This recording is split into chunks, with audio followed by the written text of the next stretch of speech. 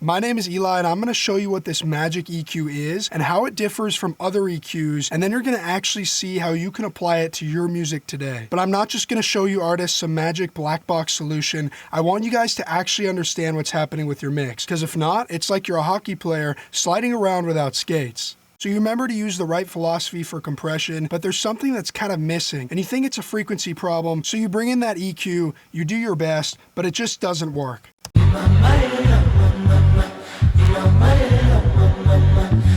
It's like you went one step forward and two steps back, and it just sounds muddy and doesn't fit right. So in these situations, I like to bring in this piece of magic, and this is called a Pultec EQ. So with our parametric equalizer, we boost it around 5 dB at 500 hertz. So I'm going to turn that same knob at 500 hertz right here and see what it sounds like in comparison. And you're going to hear how it kind of saves the track by adding just what you want and nothing more. So check this out.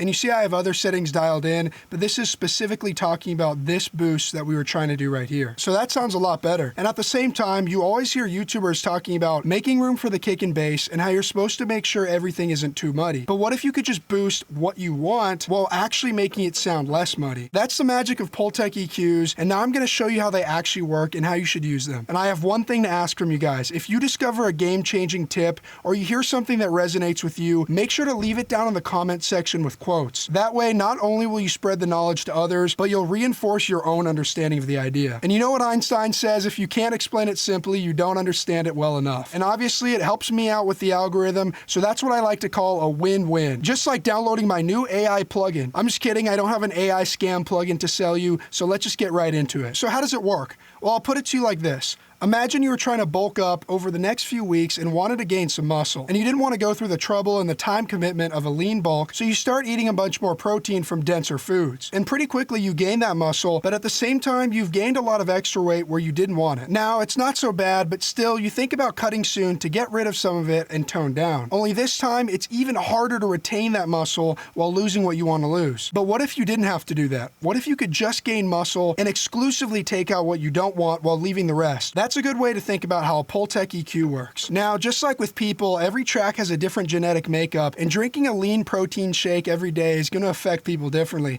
So it's important to get the other aspects right too, like compression. But still, it's kind of a magical concept. So now that you understand how to think of it, how does it actually work in practice? Well, the best way to describe it is when you boost a frequency, it simultaneously attenuates the energy of higher frequencies right above it by using a slightly different curve during the attenuation than the one used during the boosting stage. However, this is only half the story, because even though in practice you can talk about it boosting and cutting simultaneously, it doesn't actually boost anything at all. In reality, it just uses attenuation to make those other frequencies sound lower, and then the signal goes through a subsequent reamplification stage afterward to create the illusion of boosting. But what's interesting is that as part of this amplification, a couple things are happening. Firstly, the tube amplification applies subtle tube saturation to the signal, which actually does two things. For starters, if you watch my video on how to glue your mix, you'll know that the saturation kind of smooths everything out and makes it sound more glued together. But it does this in a special way, because remember, it's saturating the signal with the special type of boosting and attenuation, meaning the harmonics will follow a subtle yet similar pattern across the frequency range. This is pretty cool, because the other thing it does is it actually creates this slightly compressed sound, because it's kind of like exchanging volume in the places you don't want to boost it where you do want. And even though this EQ doesn't actually go through a dedicated compression stage,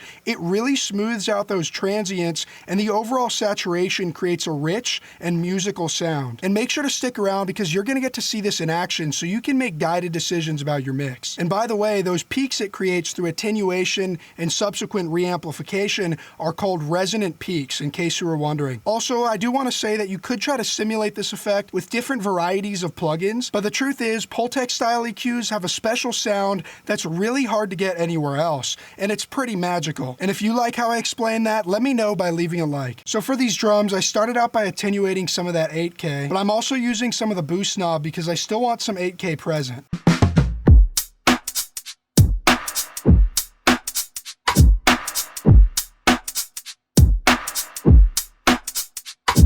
But here's the cool part, because I wanted it to have some of that chest thump sound, so I put this knob to 60 hertz, so I turned up this boost knob, but I didn't want it to interfere with the bass too much, and I also attenuated it. And this is how it sounds with and without that.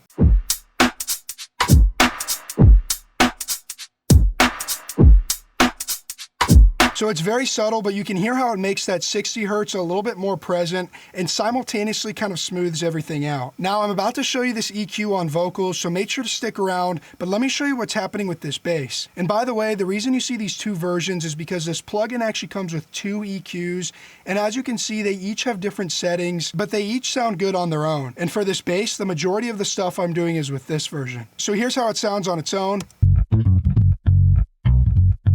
But to begin, I wanted it to sound a little bit darker, so I attenuated a lot at 5K. But then here's where the cool part comes in. Just like the drums, I did want the bass to have some weight to it, so I actually also boosted at 60 hertz. But again, remember I attenuated it as well. But overall, this frees up some space, so when the drums and bass come in, even if they're both boosted at 60 hertz, it still doesn't sound super muddy, and overall it sounds pretty good. This is the before and after on its own.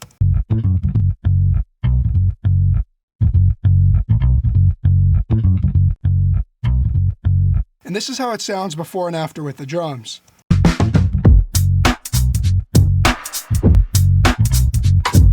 So as you could hear, aside from that little bit of crackling when I first engaged it, it actually made everything sound a lot bigger and fatter.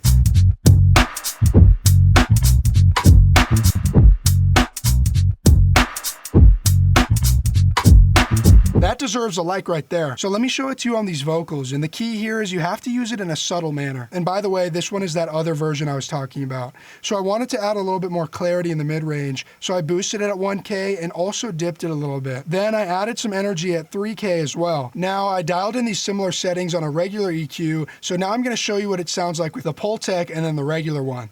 And I'm just trying to get her to stay. Yeah, baby, don't get in my way. Don't text me to stay, cause she's just trying to get me to play. And I'm just trying to get through my day. She's just trying to mess with my brain. As you could hear, while the regular style EQ sounded good, the Pultec sounded a little bit smoother, and it added this rich warmth. Let me show you how that sounds one more time now that you know what to look for.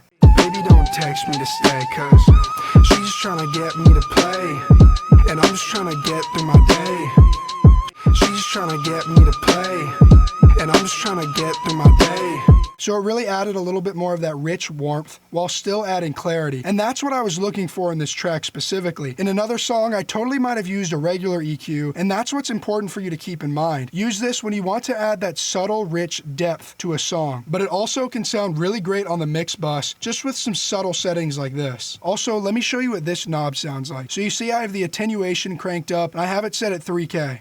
Baby, don't text me to stay, cause this, on the high end, can give you more options on how you want that attenuation to sound. So when I leave it on 20K hertz, there's going to be some extra attenuation around there. Baby, don't text me to stay, cause but if I put it on 5K hertz, it's going to focus a little bit more on that area. Baby, don't text me to stay, cause also, I just realized this really cool delay/echo sound is happening. Listen what happens after I press pause. Baby, don't text me to stay. If you want me to do a video on how I did that, let me know. But that's pretty much it for this video. Go have fun with that Magic EQ and let me know how it went. Also, if you want me to fix your mix like I did in this video right here, the instructions for that are in the description. Thank you for watching. Have a great day.